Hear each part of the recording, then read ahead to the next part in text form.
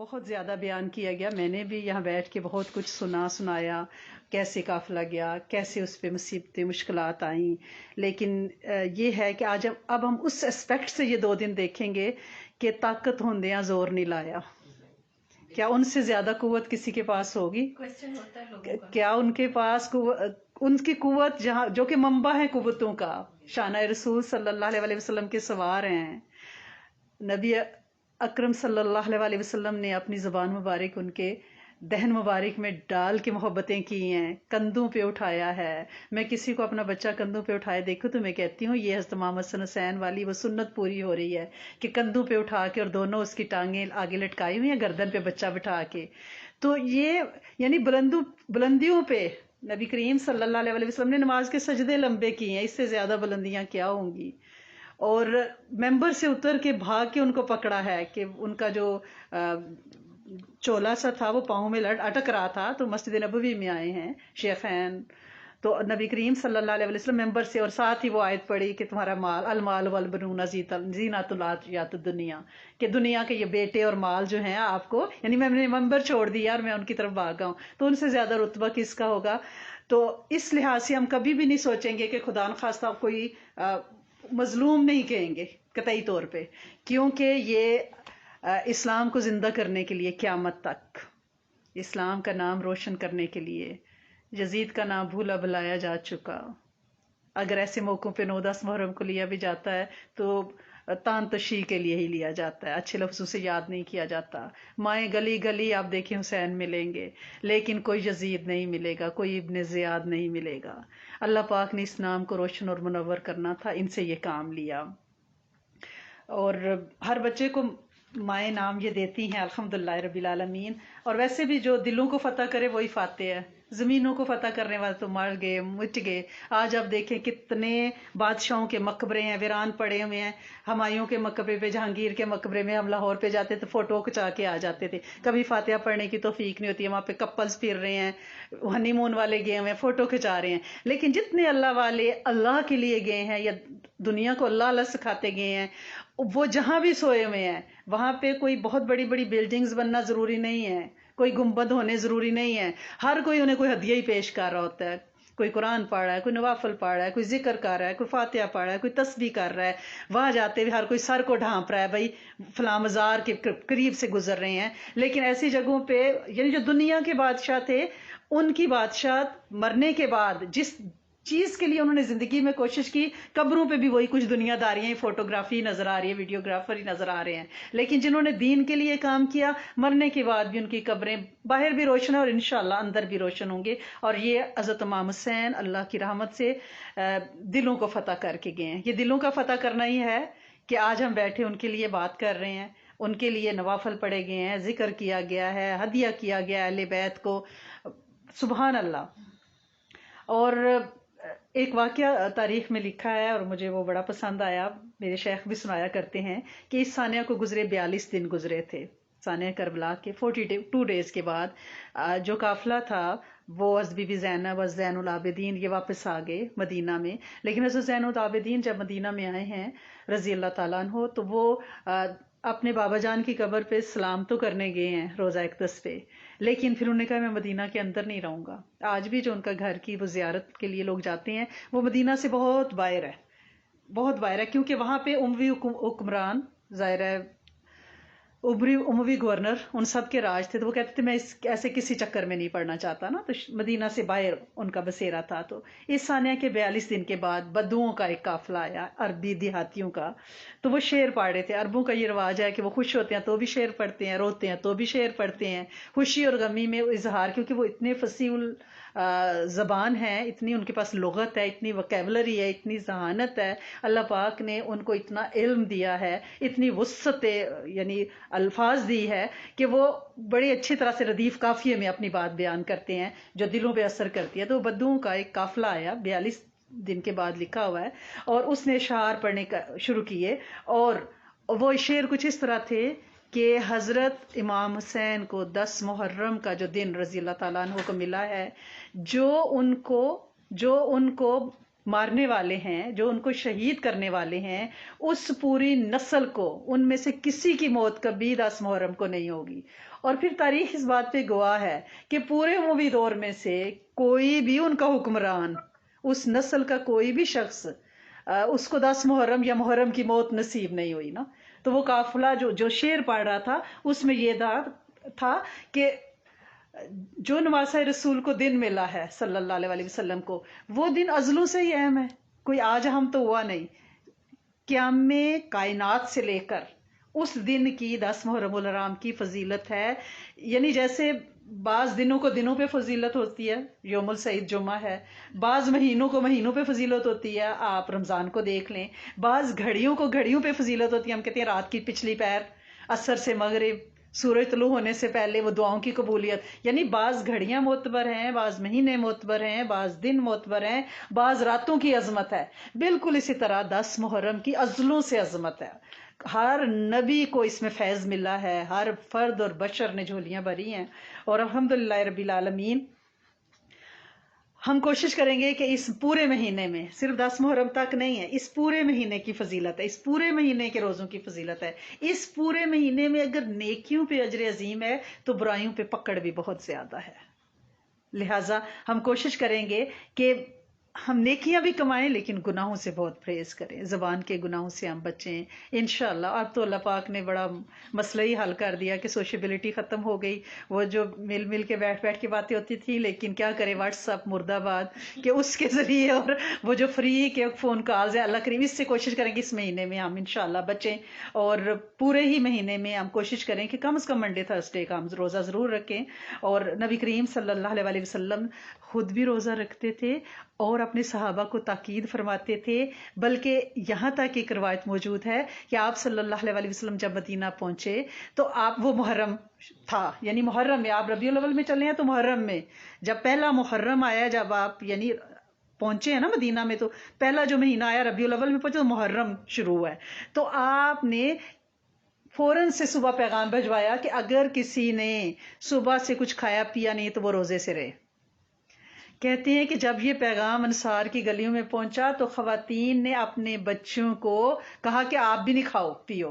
محبت دیکھیں، عشق کی انتہا دیکھیں کہ اللہ کے رسول صلی اللہ علیہ وسلم کی ہم حدیثیں اتنی پڑھتے ہیں، اتنی سنتے ہیں، لیکن یہ ہے کہ جب عمل کی باری آتی ہے تو ہم کہتے ہیں نہیں ہمیں جلدی ہے، چلو ننگا گلاس چھوڑ دیتے ہیں، آدھا گلاس پانی پیا ہوا چمچ سنک میں پھینک دیتے ہیں، حالانکہ ہمیں پتہ ہے کہ شیطان اس کو چاٹے گا، گھر میں بے برکتی آئے گی، جھگڑے آئیں گے، ٹینشن آئے گی، روزی فرار ہو جائے گی، لیکن ہم کہتے ہیں نہیں ہمیں جلدی ہے، اور ہم وہ باہر چلے گئے اور واپس آئے، وہ گلاس سوکھا سڑا ہوا پڑا ہے اور شیطان اس کو چاٹ رہا ہے، اور وہ برتن بد دعائیں دے رہا ہے، وہ قرض کر رہا ہے کہ اللہ کریم اس کو روزی نہ دینا، لیکن ہم کہتے ہیں ہمیں جلدی ہے۔ کون سی جلدی ہے ہمیں؟ ڈش واشر ہے، وہ کمرہ ہے، اس کے اندر بند کر دیں، گلاس دھونے میں کتنا ٹائم لگتا ہے، کیونکہ اگر یہ چیزیں ہم اپنی نسل میں منتقل نہیں کریں گے تو صرف گھرانہ رسول کی صلی اللہ علیہ وسلم کی بات کرنے سے بات نہیں بنے گی، جب تک کہ ہمارے عمل میں یہ نہیں آئے گا کہ رزق بد دعائیں دیتا نکل جائے، برتن کی بد دعا ہمیں لگ جائے کہ جس نے مجھے شیطان کے چاٹنے کے لیے چھوڑا اس کو روزی نصیب نہ ہو، ہم کھا بھی لیں گے تو ہماری نسلیں فاقو زدہ ہو جائیں گی خدا نخواستہ، تو ہم ان سنتوں پہ عمل پیرا ہوں۔ میں بہت عبدالستار عیدی کا واقعہ پڑھ رہی تھی، باتوں سے بات نکلی ہے، تو اس میں ان سے کسی نے پوچھا، اینکر نے سوال کرنے والے نے، کوئی میت ایسی تھی، آپ لاوارث میتوں کو دفناتے ہیں، کوئی میت ایسی تھی جس کو دیکھ کے آپ کو بڑا دکھ ہوا؟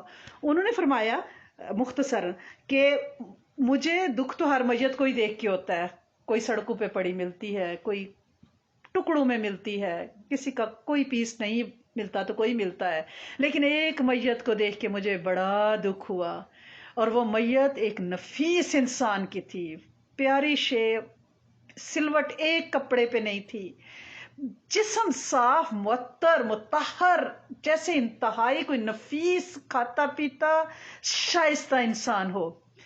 اور وہ میت جب میرے سامنے آئی تو میں نے لانے والے سے پوچھا کہ یہ کون ہے، یہ تو اچھے خاصے پڑھے لکھے کھاتے پیتے، یعنی حلیہ جو بتا رہا ہے، تو یہ لاوارث میتوں میں کیسے آ گئی ہے؟ تو لانے والے ڈرائیور نے بتایا کہ جس بندے نے فون کیا کہ آ کے میت لے جو، ایک کوٹھی کے باہر بہت بڑا محل نما گھر تھا جس کے باہر یہ میت گاڑی کے اندر پڑی تھی، اور اس نے کہا کہ یہ یہ لو یہ میرا باپ ہے اچھی طرح سے دفنانا، اور یہ پیسوں کا ایک بنڈل میرے ہاتھ میں دیا. تو گاڑی میں سے آواز آئی کہ کیا آپ یہاں کہانیاں سناتے رہو گے، فلائٹ نکل رہی ہے. اس کی بیوی کہہ رہی تھی. تو وہ کہتے ہیں میں اس کو نہلاتے ہوئے رو رہا تھا کہ آپ نے جس شائستہ وجود کے آپ مالک ہیں، اپنی اپنی اولاد کو بڑے ہی ناز و نہم میں پالا ہوگا، لیکن انہیں یہ انسانیت تو سکھا دی ہوتی کہ باپ مرے تو فلائٹ کی فکر نہیں کرتے، اسے ہاتھوں سے دفناتے کفناتے اور اس کا جنازہ پڑھتے ہیں.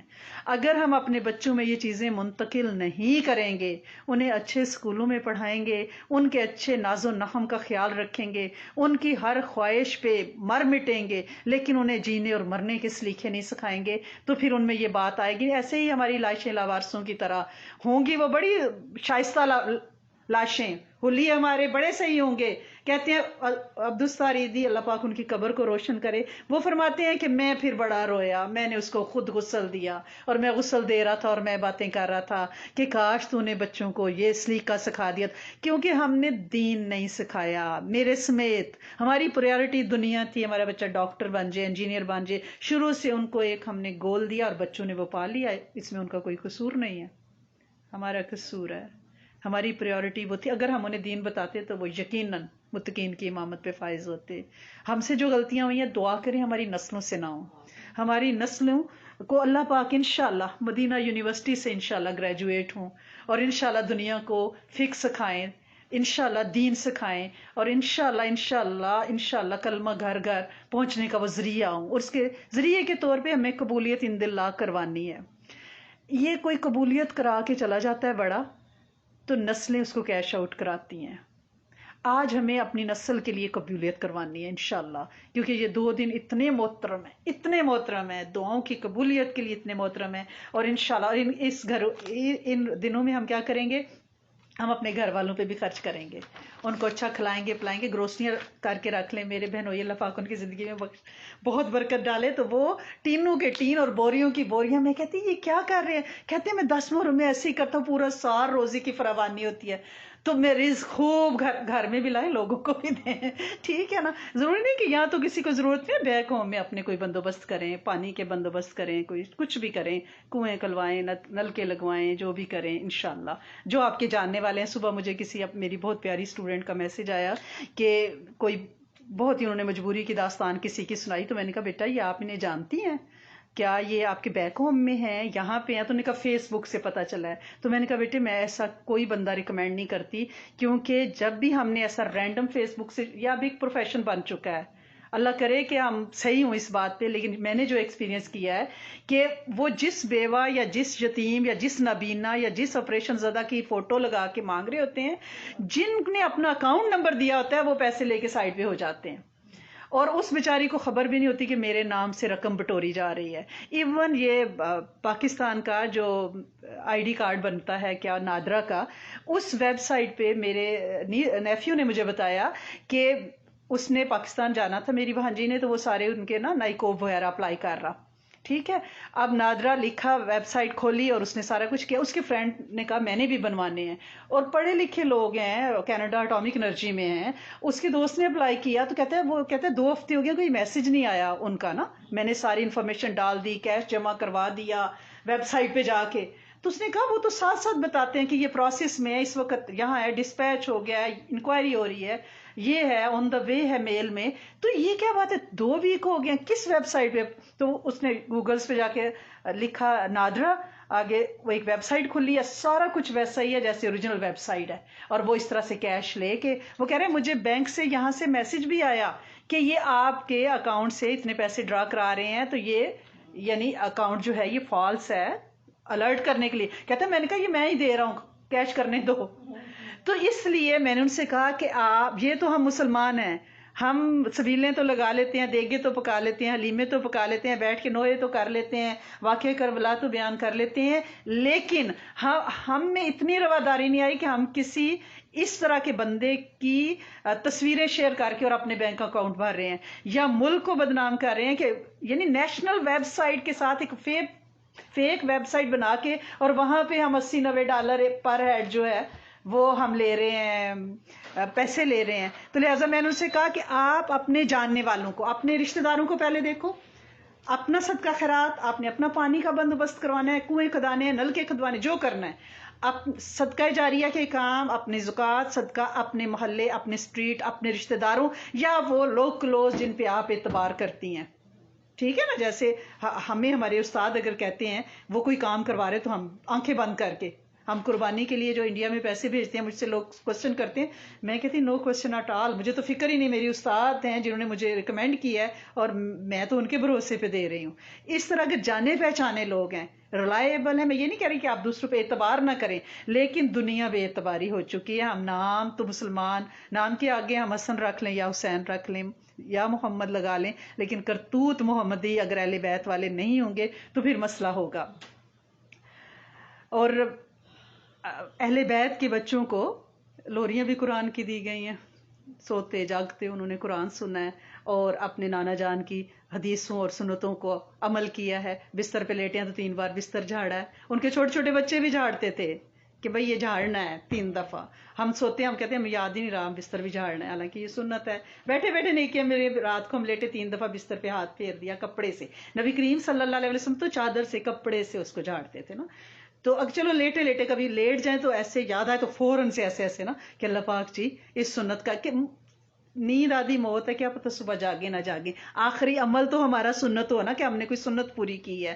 تو اگر یہ نہیں ہوگا تو پھر، اور اس واقعے میں ثانیہ کربلا میں ہمیں رواداری سب سے بڑا جو سبق ملتا ہے وہ رواداری ہے. خودداری یعنی سر دے دیا لیکن جھکے نہیں ہے. آج اس سے نفس ختم ہو گئی ہے. اگر ہمیں کہا جائے نا کہ آپ کو یہاں کی امیگریشن دینی ہے تو ہم فوراً سے کسی دوسرے مسلک کے خانے میں، یا ہم کہتے ہیں ملک پاکستان میں تو ہم پہ بڑے ظلم ہوئے، ہمارا تو آدھی فیملی وہاں رہے گی. کتنے ہی لوگ ہیں پاکستان انہوں نے جانا ہوتا ہے تو نہیں جا رہے ہوتے. تو میں کہتی ہوں کیا مسئلہ ہے؟ وہ کہتے ہیں نہیں ہم وہاں سے اس طرح کیس کر کے آئے ہوئے ہیں کہ ہم پہ بڑے ظلم ہو رہے ہیں اس ملک میں. یعنی ہم نے ملک کی عزت داؤ پہ لگا دی امیگریشن کے لیے. یعنی ہمارے ڈاکیومنٹس جھوٹتے، ہماری ڈگریاں جھوٹی، ہمارے پھر وہ جو پھر ہم اس سے کمائیں گے وہ حق حلال کیسے ہو جائے گا. تو ثانیہ کربلا نے سب سے زیادہ ہمیں رواداری دی ہے. یعنی بے سر لاشوں پہ گھوڑے دوڑائے گئے، اس کے بارے میں روایات موجود ہیں، اور نیزوں پہ سر بھی لٹکائے گئے، ٹرے میں رکھ کے شہر شہر پھرائے بھی گئے.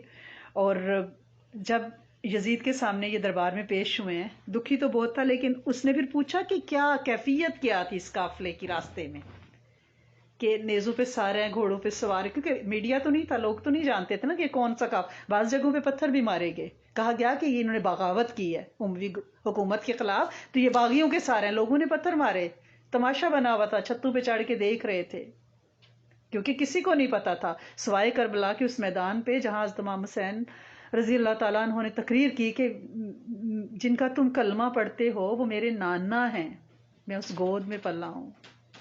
ادروائز لوگوں کو کیا پتا یہ بغداد کی گلیوں میں کون سے سر جا رہے ہیں، کن شہزادوں کے جو جنت کے سردار ہیں، جن کی ماں جنتی عورتوں کی سردار ہے، اور جو آغوش نبوت میں پلے ہیں. انہیں کیا پتا کہ ان کی نانی کون ہے، جن کو اللہ سلام بھیج رہا ہے. جو پیالہ لے کے آ رہی ہے اس کو سلام، اللہ سلام دے رہے ہیں، اور جبرائیل سلام لے کے آ رہے ہیں. انہیں کیا پتا بی بی خدیجہ الکبریٰ کے یہ لخت جگر ہیں. انہیں کیا پتا حضرت علی کرم اللہ وجہ کے جو فاتح خیبر ہیں، جو کسی سے پتہ نہیں ہو رہا. اور جو صبح نبی کریم صلی اللہ علیہ وسلم نے خیبر کے میدان میں اعلان کیا تھا نا، تو یہ کہا تھا کہ جس سے اللہ محبت کرتے ہیں، جس سے رسول محبت کرتے ہیں، کل وہ آئے گا جس کو علم دیا جائے گا. تو جس سے اللہ محبت کر لے والا تو کہانی مک جاتی ہے نا. تو ان کے لخت جگر ہیں. تو جب گئے تو اس نے پوچھا یزید نے کہ راستے میں ان کی کیفیت کیا تھی. انہوں نے کہا یہ تو بڑے مطمئن تھے، بہت پرسکون تھے، اور ان کی بیویاں تو باقاعدہ تقریر کر کے اپنا تعارف کرا رہی تھی. آج ہم یہ سمجھتے ہیں کہ ہمیں تھوڑی سی مشکل آ جائے، میرے سمیت ہم آواسوں میں ہی نہیں رہتے، ہمارے لفظ ہی عجیب گڑبڑ ہو جاتے ہیں، بات نہیں نکلتی. اور حضرت امام حسین اتنے دلیر کے 7 بھائیوں کی لاشیں اٹھا کے واپس لائے ہیں، اپنے بچوں کی لاشیں اٹھا کے واپس لائے ہیں، اور 70-72 نفوس کی لاشیں سامنے پڑی، اور پتہ ہے ان کے ساتھ کیا ہونا ہے. اور میں آخری ہوں اور وہ بھی ان کے سامنے تقریر کر رہے ہیں کہ اس سے پہلے پتہ ہے کہ میرے ساتھ تم نے کیا کرنا ہے، لیکن میں تمہیں اپنا تعارف کرانا چاہتا ہوں اور کلمہ تم تک پہنچانا چاہتا ہوں، اصل حقیقت. یعنی دعوت کا کام کربلا میں بھی ہو رہا ہے.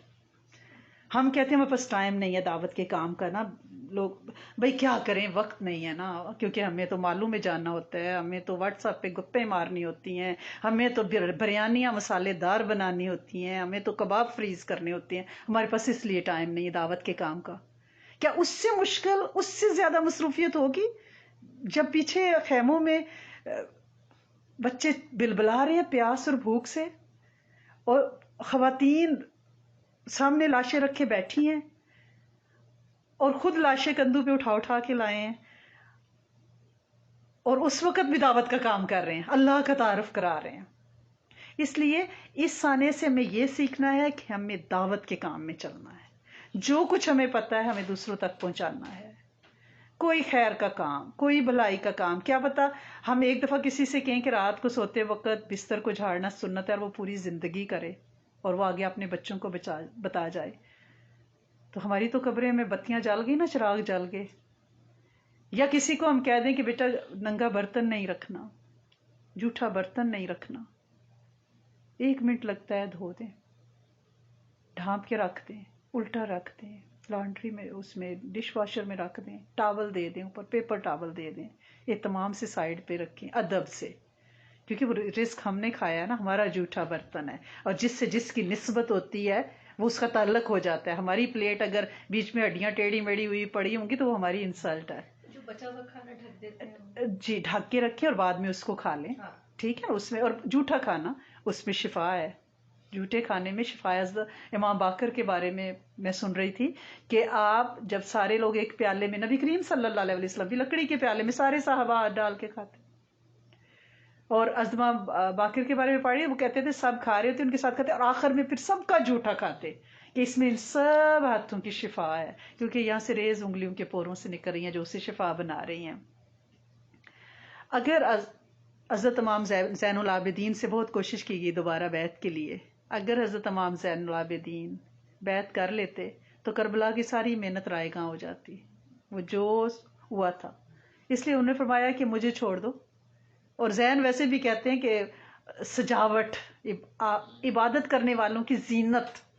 پھر انہوں نے وہ عبادت کی ہے کہ زمانے کو دکھا دیا ہے، ایسے لمبے سجدے، ایسی مستجاب الدعواتی کہ اگر وہ رات کو جب سجدہ کرتے تھے تو یا رب کی آوازیں روایات میں لکھا ایسے آتی تھی کہ جیسے سینے میں کوئی ہانڈی ابل رہی ہو. یہ دکھ اور یہ غم سانحہ کربلا دیکھا ہے انہوں نے، بیماری میں اپنی ساری ماؤں بہنوں خالاؤں پھوپھیوں کو روتے چیختے، پھر وہ پورا سفر دیکھا ہے، پھر وہ سروں کے ساتھ، اور پھر وہ جو لاشوں کی بے حرمتی ہوئی ہے وہ سب دیکھی ہے. تو اس سچویشن میں وہ ان کا تقویٰ کس لیول پہ ہوگا. ایک دفعہ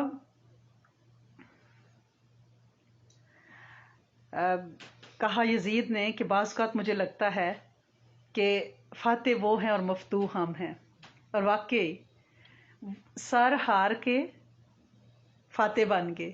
ہم سمجھتے ہیں کہ دنیا کی کامیابی ہم مل جائے گی تو ہم جیت جائیں گے. جیت یہ تو ہے ہی نہیں ہے، یہاں کی جیت تو جیت ہے ہی نہیں ہے. یہ تو سمجھیں کہ ایک وقتی طور پہ کسی ہوٹل میں ٹھہرے ہوئے ہیں ہم اور ابھی چلے جائیں گے. ہوٹل میں ہم کتنا بندوبست کرتے ہیں، کچھ بھی نہیں کرتے نا. مطلب یہ ہوتا ہے کہ چلے ہی جانا ہے کل، کوئی نہیں 2 دن بعد چلے ہی جانا ہے. ہم کیا اہتمام کرتے ہیں وہاں پہ. لیکن ہم نے اس ہوٹل کو ایسا پکا کر لیا ہے، ہم نے سمجھے ہم نے یہاں پہ قلعے ٹھوک لی ہیں. اور ایک دفعہ اشام بن مروان اموی خلیفہ ہے، گورنر ہے، وہ نا حرم کا طواف کر رہا تھا، خانہ کعبہ کا. تو امام زین العابدین آئے، اس کو کوئی اجلس و چومنے کے لیے جگہ نہیں دے رہا تھا نا. عزت ان کی زیرو ہو گئی تھی. لوگ ڈر سے یا خوف سے یا لالچ سے اگر مقابل نہیں آئے تو ایک مختلف سٹوری ہے، یا اہل بیت کرام نے ان کو آسرا نہیں کرایا کہ چلو ان کے ساتھ بدلہ لو، کیونکہ انتقام لینا تو اہل بیت کی خاصیت ہے ہی نہیں نا. جبکہ ہم کہتے ہیں ہمیں کسی نے کوئی بات کی ہے تو ہم 10 نہ جب تک سنائیں بدلہ پورا نہیں ہوتا، پھر کہتے ہیں خود کو اتنی تسلی ہوتی ہے کہ کیسی سنائی ہے نا میں نے. حالانکہ اگر ہم گھرانہ نبوت میں دیکھیں نبی کریم صلی اللہ علیہ وسلم کی سیرت، سارے اہل بیت صحابہ جواب نہیں دینا، صبر سے پیشنس سے آخری حد تک. اس سے بڑا حادثہ کیا ہوگا. مدینہ آ کے امام زین العابدین ایک قافلہ فوج تیار کر سکتے ہیں مکہ اور مدینہ میں، لیکن آپ نے کہا کہ مجھے چھوڑ دو، مجھے ان چیزوں سے کچھ نہیں لینا. تو ہشام بن مروان جو ہے وہ طواف کر رہا تھا، اسے کوئی جگہ نہیں دے رہا تھا حجر اسود کے لیے. حضرت امام زین العابدین جب کعبہ کے قریب آئے ہیں تو لوگوں نے راستہ چھوڑنا شروع کر دیا اور سارے سائڈ پہ ہو گئے. شہزادے آئے ہیں تو اس کو بڑا غصہ چڑھا. اس نے کہا یہ کون ہے نا، پہچان تو وہ گیا تھا نا، تو ویسے ہی تجاہل غافلانہ ظاہر کرتے ہوئے تو اپنے وزیر سے کہا کہ یہ کون ہے، لوگوں نے میرے لیے تو حجر اسود کا راستہ نہیں چھوڑا، تو اس کے لیے چھوڑ دیا ہے. تو جس سے اس نے پوچھا تھا وہ اس کا درباری شاعر بھی تھا فرزدق. اس نے کہا کہ تم یہ پوچھتے ہو کہ من ہاذا، کہ یہ کون ہے؟ بادشاہ تو نہیں جانتا، اس کو بطحا اور کربلا کے ریزے ریزے جانتے ہیں اور پہچانتے ہیں، اور اس کو زمین والے بھی جانتے ہیں اور فلک والے بھی جانتے ہیں. اس معرفہ کو تو نکرہ کر نہیں سکتا. یعنی بظاہر لگ رہا تھا کہ یہ بادشاہ وقت خاص ہے، لیکن میرے رب نے ان کو نکرہ کر دیا. اور یہ معرفہ تھے، معرفہ ہیں، معرفہ رہیں گے قیامت تک. اہل بیت کی شان ممبروں سے بیان کی تھی جائے گی. اور پھر ان کو اگر اللہ پاک نے اس وقت مشکلات میں رکھا ہوا ہے تو کیونکہ نبی کریم صلی اللہ علیہ وسلم نے اپنے اہل بیت کے لیے مال مانگا ہی نہیں ہے. مال تو دماغ خراب کر دیتا ہے. یہ دنیاوی خواہشیں تو بندے کا عقیدہ بدل کے رکھ دیتی ہیں، یہ بندے کو ویل اور فرصت نہیں لگنے دیتی، رب کے ساتھ تعلق جڑنے نہیں دیتی. تعلق مولا میں مال سب سے پہلی رکاوٹ ہوتا ہے.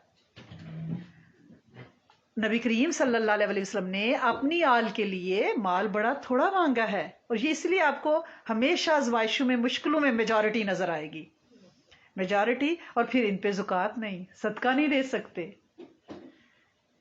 ان کو ناپاک مال نہیں دے سکتے، مال کا میل نہیں دے سکتے، اس سے ان کی مدد نہیں کر سکتے. یعنی ان کو بالکل پیسے اور مال سے بری ذمہ رکھا ہے.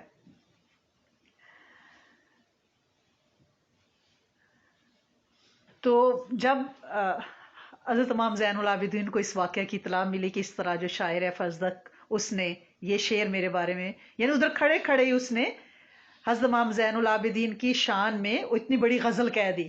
تو جب انہیں اطلاع ملی تو انہوں نے ایک تھیلی اشرفیوں کی بھر کے اس کو بھیجی. تو اس نے جواب میں وہ تھیلی واپس کی تو اس نے کہا یہ میں نے پیسوں کے لیے نہیں، آپ کے نانا کی شفاعت کے لیے لکھا ہے.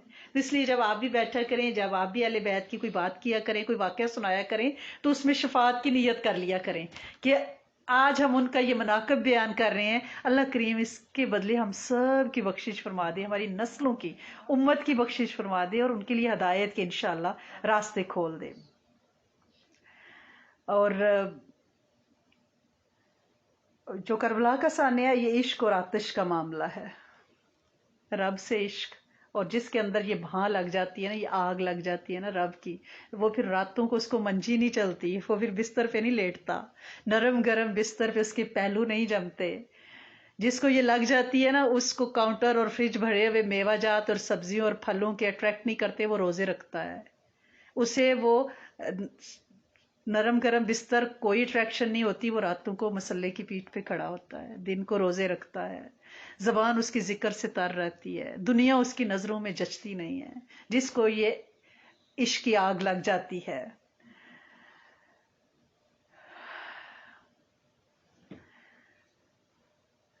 اور بعض لوگ تو یہ بھی کہتے ہیں کہ حضرت امام حسین کو یہ تھا کہ جیو میرے دکھ وچ راضی میں سکھ نو چلے پاواں. یہ رب رضا تھی نا، طاقت ہوندیاں زور نہیں لایا، جیو میرے دکھ وچ راضی میں سکھ نو چلے پاواں. ایسے ہی ہستیوں کے لیے انشاءاللہ جو صابر بھی ہوں، شاکر بھی ہوں، روادار بھی ہوں، شجاع بھی ہوں، اور جو بکے نا، جو جھکے نا، ان کے لیے قبریں مرحبا کہتی ہیں، ان کے لیے زمانہ ان کو سلام بھیجتا ہے. ان کے وہ نقش پا ہیں جن پہ لوگ چلنا اپنے لیے باعث افتخار سمجھتے ہیں. الحمدللہ رب العالمین.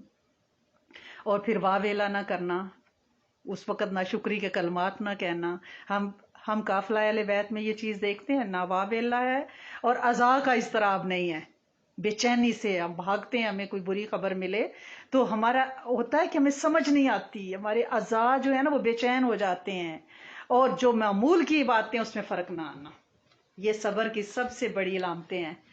اگر وہ بندہ پہلی صف میں نماز پڑھتا ہے، گھر میں بیٹے کا لاشا خدا نخواستہ پڑا ہے، وہ پہلی صف میں نظر آئے، اور اگر وہ نماز کا ٹائم ہے، اس نے اسی وقت خبر سنی ہے، وہ جائے نماز پہ کھڑا ہو جائے. کوئی اس کی نماز، کوئی اس کے روز کے معمولات میں فرق نہ آئے. یہ صبر ہے کہ جو اس کی روٹین تھی اس کی، یعنی نہ کوئی نماز قضا ہوئی، نہ اس کی پہلی صف کی عبادت گئی.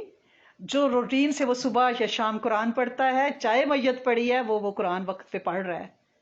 اس کے لیے بڑا حوصلہ اور کلیجہ چاہیے. یعنی 72 سے 100 تک کا فگر ہے کربلا والوں کا، اتنی لاشیں پڑی ہوئی ہیں، ٹھیک ہے، اور بدن اپنا زخموں سے چور ہے. روایات میں آتا ہے کہ 133 تلواروں کے زخم تھے، 34 نیزوں کے تھے، اور بعض نیزے اور بھالے جسم میں ٹوٹ گئے تھے. کوئی حصہ ایسا نہیں تھا جس میں نشان نہ ہو، زخم نہ ہو، خون خون تھا. تو وہ جو نماز پڑھے گی اس پہ پھر اللہ کو بھی ناز اور فخر ہوگا، اور نبی کریم صلی اللہ علیہ وسلم کو، کہ یہ واقعی آغوش محمد صلی اللہ علیہ وسلم میں پرورش اور پروان چڑھنے والے ہی شہزادے ہیں. یہ واقعی جنت کی سرداری انہی کو سزاوار ہے کہ اس حالت میں نماز پڑھنا، اور کہا کہ رک جاؤ، نماز کا وقت ہے. اور وہ سجدہ پھر کیا ہوگا کہ چور چور جسم کے ساتھ، یعنی اس کے سامنے سر جھکا کے اس وقت یہ بتا دیا کہ رب رضائیں، راضی بے رضا اور راضی بے قضا. ہم مانتے ہی نہیں تقدیر کو. ہمیں کوئی مشکل آ جائے تو ہم کہتے ہیں ہم آگ لگا دیں کائنات کو، یہ ہمارے ساتھ کیوں ہو رہا ہے، ہمارے ساتھ ہی ایسا کیوں ہو رہا ہے. انہوں نے تو نہیں کہا، کچھ بھی نہیں کہا.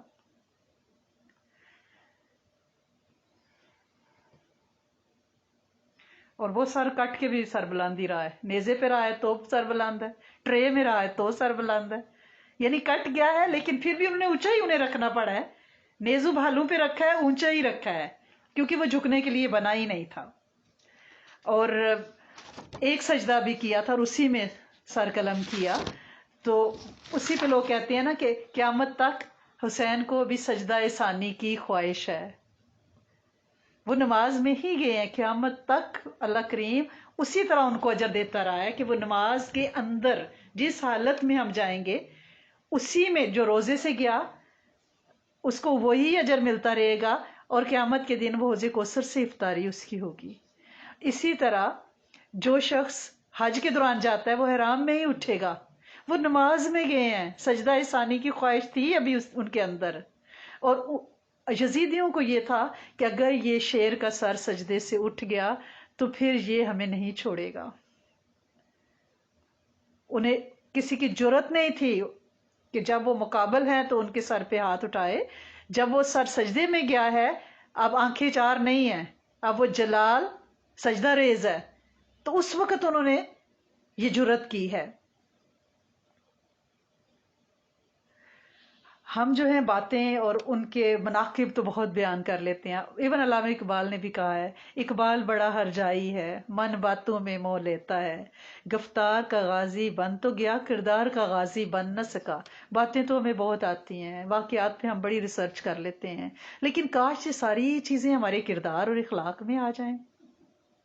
کاش یہ رواداریاں، یہ با اخلاق ہونا، یہ صبر، یہ نمازوں کی پابندیاں، یہ مشکل وقت میں ہمارے معمولات میں فرق نہ آئے، ہمارے عذاب بے چین نہ ہوں. حضرت مرزا مظہر جانے جانا کا نام آپ نے سنا ہوگا، بہت بڑی ہستی ہیں، سلسلہ نقش بندیہ کے بہت بڑے بزرگ ہیں. ایون ہمارے سلسلہ قادریہ کے بھی، یعنی ان کے ساتھ جا کے نسبت جڑتی ہے. ان جو تفسیر مظہری ہم پڑھتے ہیں نا قاضی ثناء اللہ پانی پتی کی، یہ ان کے شاگردوں میں سے ہیں جنہوں نے اپنے مرشد کے نام پہ تفسیر مظہری لکھی ہے. یعنی مرزا مظہر جانے جانا کے شاگرد نے حضرت قاضی ثناء اللہ پانی پتوی نے، تو انہوں نے مقام رضا کو اس تفسیر میں بیان کیا کہ راضی ہونا کیا. ہم کہتے ہیں ہم تقدیر پہ راضی، ہاں جس حال چ اللہ رکھے، ہاں جی وہ شکر کم اور شکوہ زیادہ ہوتا ہے، اور جیسے اس کا شکر ہی ہے بس سب ٹھیک ہے، ٹھیک ہے نا. تو انہوں نے مقام رضا کو جو بیان کیا ہے اس واقعے کے اس میں، تو انہوں نے فرمایا کہ مرزا مظہر جانے جانا کی جو بی بی صاحبہ تھی نا زوجہ، بڑی جلالی تھی، یعنی انتہائی جلالی تھی. اور یہ بات آپ ذہن میں رکھیے گا، جتنے لوگ دین کے لیے چلتے ہیں جس بھی نہج پہ، ان کا جو زندگی کا ساتھی کہہ لیں یا پھر ان کی اولاد میں سے کوئی اس مخالف پلڑے میں ضرور ہوتا ہے جو ان کے سفر کو کھوٹا کرنے کی کوشش کرتا ہے، لیکن وہ کھوٹا نہیں ہوتا، وہ اصل میں کشش ثقل ہوتی ہے. اس سے جب وہ نکلنے کی کوشش کرتے ہیں تو وہ پوری پاور سے پھر دین کے لیے چلتے ہیں. یعنی جو آپ کی رکاوٹیں ہیں نا وہ آپ کو تیز چلاتی ہیں. یہ زندگی کا اصول ہے. آپ کے راستے کی جو رکاوٹیں ہیں نا، اگر کسی کا بچہ کسی نشے بری چیز میں علت ذلت میں نہ پڑا ہو، وہ ماں اس طرح دعا مانگ ہی نہیں سکتی جس طرح کے اللہ کے ہاں قبولیت کی حدوں کو چھوتی ہے. جس کے ادھر لگتی ہے نا، اسپیشلی جو اولاد کی لگتی ہے، وہ مسلح پہ جو کھڑا ہو کے راتوں کو بلکتا ہے نا بندہ، اور پھر جو عرشی دروازے کھلتے ہیں نا، اور وہ پھر جو دوسروں کا وہ دکھ سمجھتا ہے. اگر اسے نہیں لگتی نا، وہ دوسروں کا دکھ سمجھ ہی نہیں سکتا، اسے پتہ ہی نہیں ہے دکھ کیا چیز ہوتی ہے. اس لیے جو اللہ کی راہوں پہ چلنے والے ہیں ان پہ مشکلات زیادہ آتی ہیں تاکہ ان کا دل گداز ہو جائے. جتنا حل چلے گا نا اتنا زیادہ زمین نرم ہوگی اور اس پہ فصل زیادہ اگے گی. اس لیے جب بھی آپ دین کے لیے چلیں گے آپ کو مشکلیں ضرور آئیں گی. آپ نے ہمت نہیں ہارنی، کیونکہ یہ رکاوٹیں ہماری دوڑ کا باعث ہیں. کیونکہ جتنا ضروری رسا ڈالا ہوگا اتنی زور سے ہم چھڑائیں گے. تو حضرت مرزا مظہر جانے جانا کی زوجہ جو تھی وہ بڑی غصیلی بی بی صاحبہ، بڑی غصے والی مشہور تھی. یعنی ایسے ہوتا تھا کہ کوئی خان صاحب دور سے ان کے مرید ملنے آتے تھے تو وہ جو ہیں بی بی صاحبہ ایسی ایسی باتیں صلواتیں سنا دیتی تھی کہ وہ اپنے تک تو برداشت کر لیتا مرید، لیکن جب وہ حضرت جی کو فرماتی تو وہ تو تلوار خان صاحب سے نکال لیتے. تو حضرت مرزا مظہر جانے جانا جو ہیں وہ بیچ میں باج بچاؤ کرتے کہ نہیں ویسے ہی تھوڑی سی غسیلی ہیں، لاڈلی ہیں، کوئی بات نہیں. یعنی اتنا غصہ تھا کہ ایک دفعہ ایک مرید دروازے پہ آیا تو انہوں نے اتنی سنا دی کہ تو اور تیرا پیر، ٹھہرو میں تمہارا ٹھیک کرتی ہوں نا. وہ بیچارہ مرید نے کہا میں تو اتنی دور سے آیا ہوں پیر صاحب کے بارے میں سن کے، لیکن گھر میں ان کی یہ حالت ہے تو ہم تو دنیا میں ان کو مانتے پھرتے ہیں. تو وہ جا رہا تھا تو آگے سے دیکھا تو حضرت مرزا مظہر جانے جانا جو ہیں وہ شیر کو کان سے پکڑا ہوا اور اوپر لکڑیاں لادی ہوئی آ رہے تھے جنگل سے. وہ بڑا حیران ہو، اس نے کہا کہ پیر صاحب یہ شیر کو آپ نے مطیع کر لیا، تو وہ جو گھر میں بی بی صاحبہ شیرنی ہے وہ، انہوں نے فرمایا کہ اس کی تلخ کلامی پہ، اس کی سختی پہ جو میں برداشت کرتا ہوں، میرے رب نے اس کے صلے میں جنگل کے جانور تک میرے مطیع کر دیے اور مخلوق کے دلوں میں میری محبت ڈال دی ہے. تو یہ صبر ہو. ہم کہتے ہیں باہر تو ہم بڑے نیک اور وہ ہوتے ہیں اور گھر میں ہم جوتا اٹھا لیتے ہیں. ہم کہتے ہیں ٹھہرو تھوڑا علاج کرا، ٹھیک ہے نا، کیا مجھے سمجھاوی کینیڈا میں 911 کال کروں گی. کیونکہ آج کل جتنی کالز مجھے آ رہی ہیں میجورٹی اس میں ان لوگوں کی ہے جو بہویں بچوں سمیت گھر میں رہ رہی ہیں، اماں جی کو جہاز پہ چڑھا دی ہے اور پولیس سے کہا ہے ہریسمنٹ کا کیس، اتنا کیس بنوایا ہے کہ میاں جیل میں بیٹھا ہوا ہے، ساس جو ہے وہ کچہریاں بھگت رہی ہے. وہ کہتی ہے جو میں جائے نماز میں بیٹھنے والی تھی اب میں عدالتوں میں پھیرے لگا رہی ہوں. یعنی کرمنل ریکڈ میاں کا بنا دیا. رنگ برنگی پرانی ویڈیوز جوڑ جوڑ کے جمع کرتی رہی، اس کے خلاف کیس بناتی رہی. یعنی خود اس کی ماں کو ہلکی سی گالی دے دی، جب وہ بھاگا اس کو تو اس نے ویڈیو بنا لی. وہ کرتے کرتے کرتے اب میاں جیل میں ہے. ہماری یہ حالت ہے کہ ہم اپنے میاں کی، اپنی بیویوں کی اتنی سی بات برداشت نہیں کر پاتے اور ہم بیان کرتے ہیں ثانیہ کربلا اور ہم دیگے پکاتے ہیں اور دے پکا کے جب بانٹ رہے ہوتے ہیں. پاکستان میں دیکھا سبیلیں لگی ہوئی، علیم بانٹ رہی ہے، گالیاں دی جا رہی ہوتی ہے، اوے تھوڑی لینڈ سیدھی کرو. بھئی آپ دیکھ کس کی دے رہے ہو؟ حضرت امام حسین کی. اور اخلاق آپ کے دیکھو، آپ گالیاں دے رہے ہو لینے والوں کو کہ بات نہیں سمجھ رہے، لاگ نہیں بنا رہے، لائن میں لگ کے شربت نہیں پی رہے، دوسری دفعہ لینے آ گئے. کون سی ہم مینس کی کیا ثواب ہم کھٹ رہے ہیں؟ پہلے تو ہمیں اپنے اخلاق کو درست کرنا ہے. اور جیسے حضرت مرزا مظہر جانے جانا جو ہیں وہ اپنی بیوی پہ، ویسے ہی ہمیں اپنے شوہروں پہ، اپنے بچوں کے لیے ہمارے اندر انشاءاللہ اللہ پاک صبر عطا فرما دے. اور ویسے بھی یہ جو ربی عشق ہے نا، اس کی یونیورسٹی بڑی وکری قسم کی ہے. یہ آسان نہیں ہے، یہ گریجویشن آسان نہیں ہے.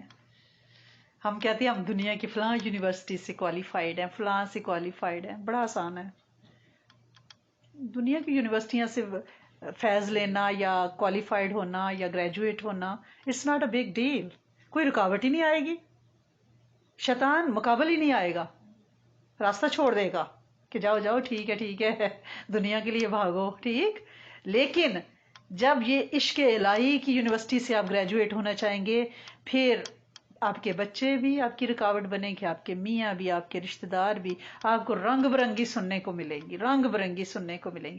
لیکن اس برداشت اور پیشنس کے ساتھ مکتبہ عشق کا دستور نرالا ہے، اس کو چھٹی نہ ملی جس نے سبق یاد کیا.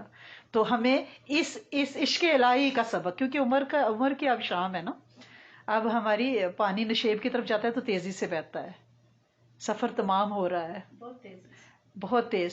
سفر ہمارا آخری سانسوں پہ ہے. چراغ جو بجھنے سے پہلے جو بھڑکتا ہے نا، یہ وہ بھڑک ہے. لہٰذا اس میں ہمیں کیا کرنا ہے، ہمیں تعلق مولا بنانا ہے. اور یہ تعلق مولا حدیثیں پڑھ لینے، سن لینے اور سلا لینے سے نہیں ہوگا. اپنی ذات کے اندر، اپنے اپنے محور میں اپنے اوپر محنت کرنی ہے.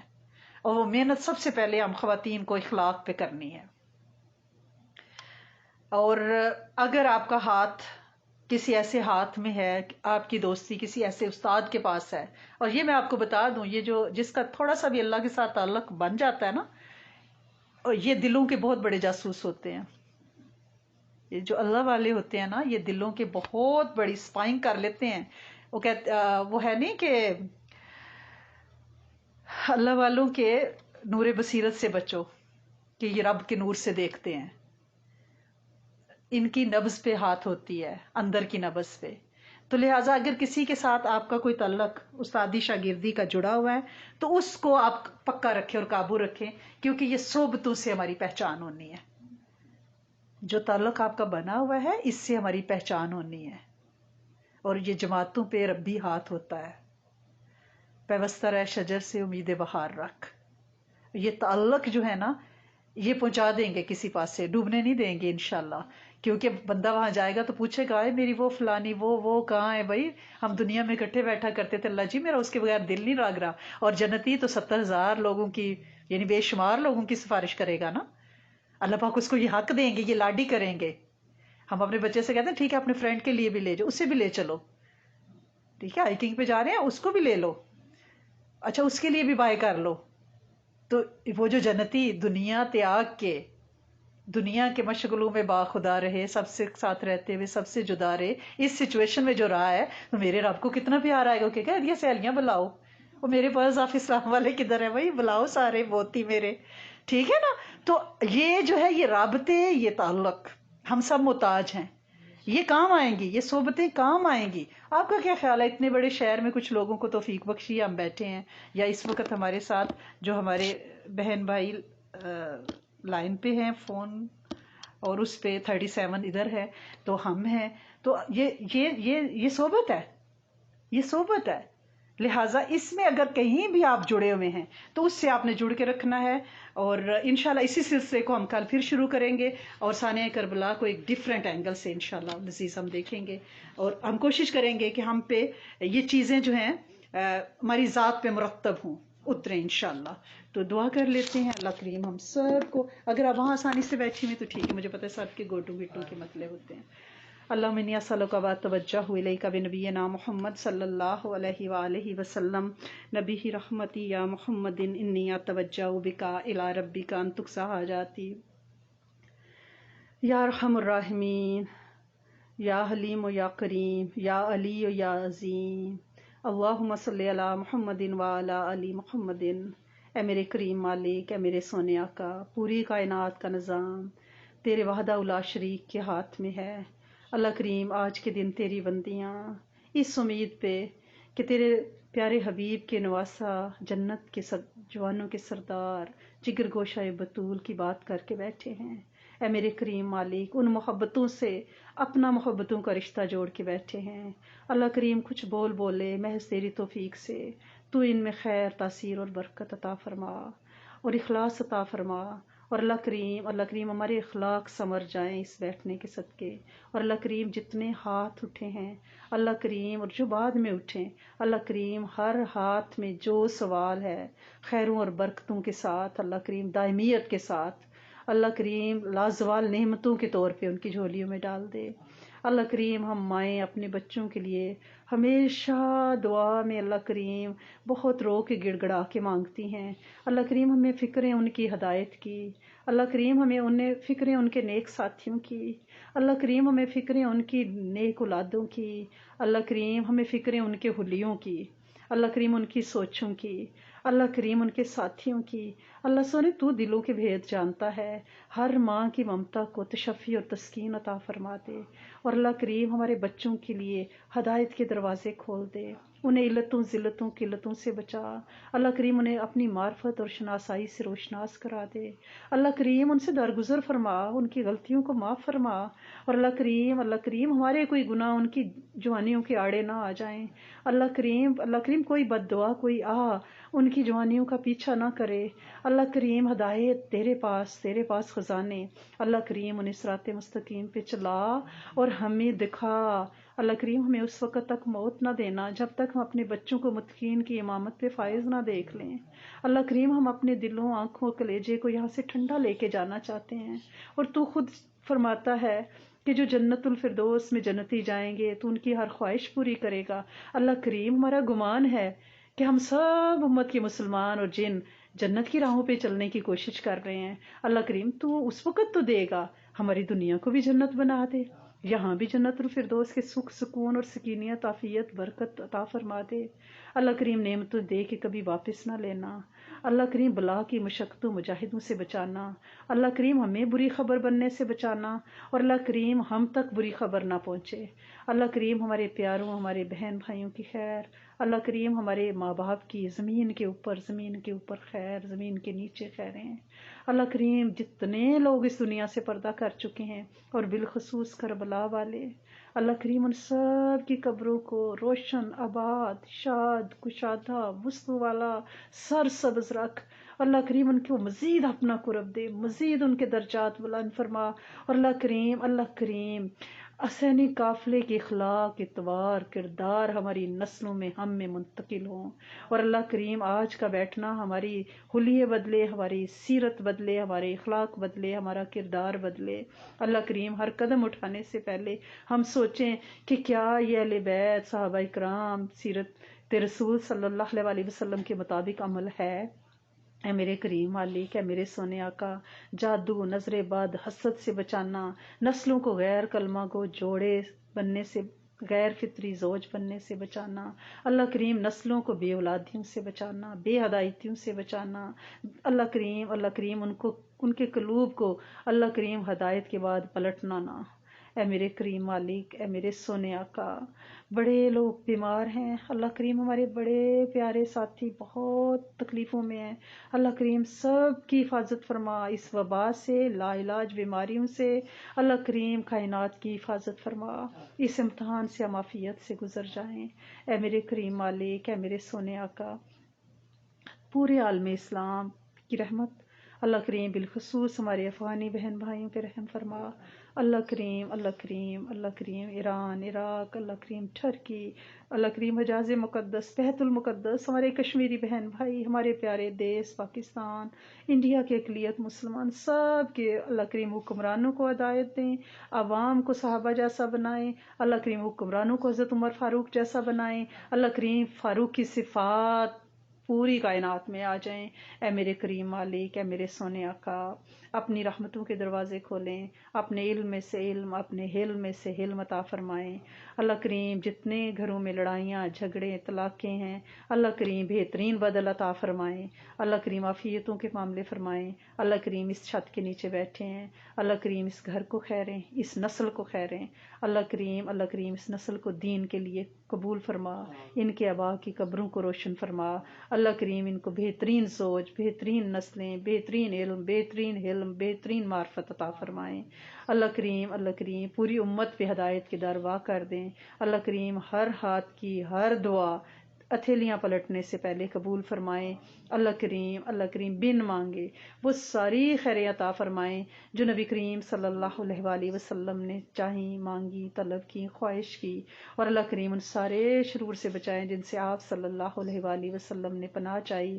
اللہ کریم ہمارے استادوں کی خیر، اللہ کریم ہمارے شیخ کی خیر، اللہ کریم ان سے جڑے ایک ایک فرد کی خیر، اللہ کریم سارے مراکز کی خیر، کتب کی خیر، اللہ کریم جو خیر کے بول تحریری ہیں جو اللہ کریم زبان سے نکلیں، اللہ کریم جو قدم اٹھیں دین کے لیے ان سب کو قبول فرمائیں، دست کی کشائش عطا فرمائیں۔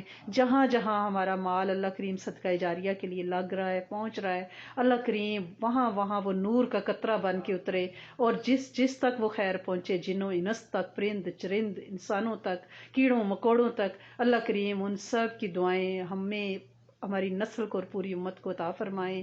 اللہ کریم ہمارے گروپس پہ خیر، فضل اور کرم، اس سے جڑے ایک ایک فرد کی حاجت روائی فرمائیں، حفاظت فرمائیں، تاثیر اور اخلاص عطا فرمائیں، بن مانگے وہ ساری کی ساری خیر عطا فرمائیں جو آپ صلی اللہ علیہ وآلہ وسلم سے منسوب ہیں۔ اللہ کریم ہم سارے انبیاء کی دعاؤں پہ آمین کہتے ہیں، ہمیں اس میں سے حصہ اور تاثیر عطا فرمائیں۔ اللہ کریم ہم نبی کریم صلی اللہ علیہ وآلہ وسلم کی پوری حیات طیبہ پہ مانگی گئی ہر دعا پہ آمین کہتے ہیں، ہمیں اس میں سے حصہ اور تاثیر عطا فرمائیں۔ اللہ کریم آخری بول کلمہ، اور اللہ کریم پوری زندگی کلمے کی دعوت کے کام کے لیے ہمیں، ہماری نسل اور پوری امت کو چن لیں۔ اللہ کریم ہم اس دنیا سے پردہ بھی کر جائیں تو اللہ کریم یہ خیر کے کام اللہ کریم چلتے رہیں، یہ گروپس چلتے رہیں، اللہ کریم نسلوں سے، ہمارے ساتھیوں سے، ہمارے پیاروں سے یہ کام لیتے رہنا۔